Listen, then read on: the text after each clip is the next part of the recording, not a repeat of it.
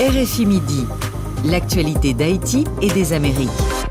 L'agriculture est un secteur en déperdition en Haïti à cause de l'instabilité politique persistante et des violences perpétrées par les gangs. Un chiffre qui l'illustre, celui de l'insécurité alimentaire aiguë qui touche plus d'un habitant sur deux selon l'ONU, soit près de 6 millions de personnes. Ceux qui pâtissent aussi de cette situation, ce sont les producteurs dans le secteur du sel par exemple. Le département de l'Artibonite assure à lui seul plus de 70% de la production annuelle. Les trois principales zones sont Grande Saline, Anse Rouge et Gonaïves, sauf qu'en raison de l'insécurité, de nombreuses familles se retrouvent totalement démunies. C'est un dossier signé Ronel Paul.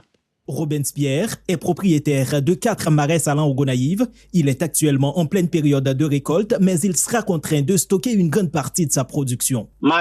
Les marchands qui venaient de Saint-Michel, de l'Arcaillé, de Dondon ou encore de Montrouy nous permettaient d'écouler nos produits, mais ils ne peuvent plus venir en raison des routes bloquées par les gangs. Nous sommes obligés de les liquider aux petits détaillants sur le marché local, ce qui n'est pas à notre avantage, car c'est une production très coûteuse. Pour payer des gens à nettoyer les marais, à ramasser le sel, on dépense beaucoup, mais on n'arrive pas à faire de bénéfices. Depuis des années, les producteurs de sel ne font que perdre de l'argent.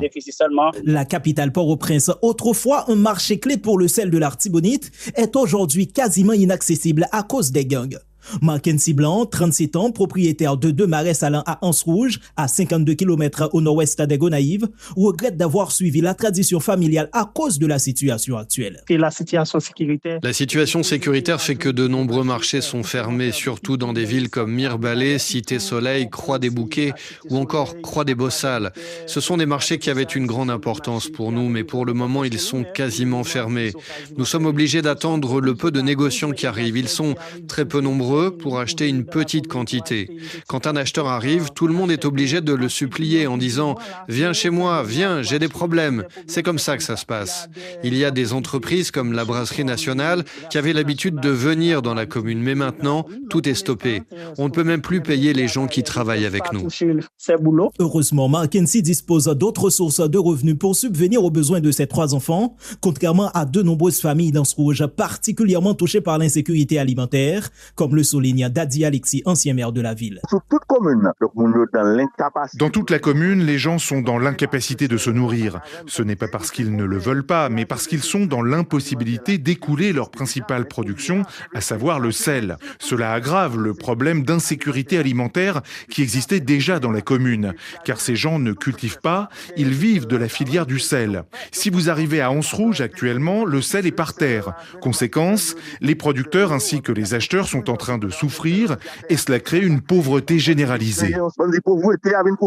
Au-delà du problème d'insécurité, la filière du sel demeure un secteur négligé en Haïti, alors même qu'elle possède un fort potentiel économique, comme le souligne l'économiste Enomi Germain. Le potentiel de production de sel en Haïti était estimé à autour de 140 000 tonnes par an.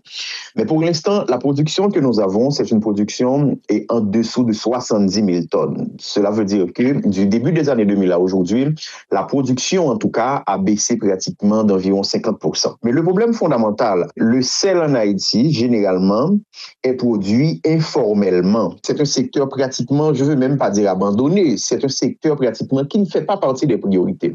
Autrement dit, même dans les plans de structuration, il n'y a pas véritablement la filière de sel qui est identifiée, en dépit du fait qu'il y a beaucoup de potentiel.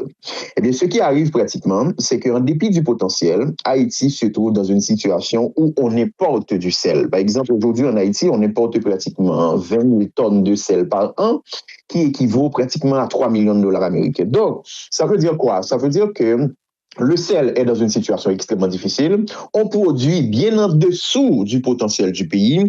Mais la raison fondamentale, c'est que la filière reste informelle et que l'État ne fait absolument pas de cas de cette filière de production qui existe en Haïti. C'est pour ça, justement, les gens qui cultivent le sel en Haïti, ce sont, allons dire, des familles. Ce ne sont pas des entreprises formelles, comme j'ai dit. Mais ce sont donc des familles, pratiquement, qui, de manière artisanale, essaye d'exploiter, si tu veux, le potentiel qu'il y a dans le pays. Résultat de ce manque d'encadrement, le gros sel produit en Haïti ne contient pas d'iode, un élément pourtant essentiel au bon fonctionnement de l'organisme. Ronel Paul, RFI. Et puis notez bien cette information pratique. On change d'heure en Haïti dans la nuit de samedi à dimanche. Vous retrouverez donc dès lundi votre journal d'Haïti et des Amériques à 9h, heure de Port-au-Prince. RFI, il est 9h24 à Fort-de-France. C'est l'heure de notre tour d'horizon de l'actualité française dans les Caraïbes. Et à la une, c'est parti. La campagne sucrière 2026, autrement dit la récolte de la canne à sucre, a démarré ce jeudi en Martinique. Benoît Ferrand, bonjour. Bonjour, une campagne de...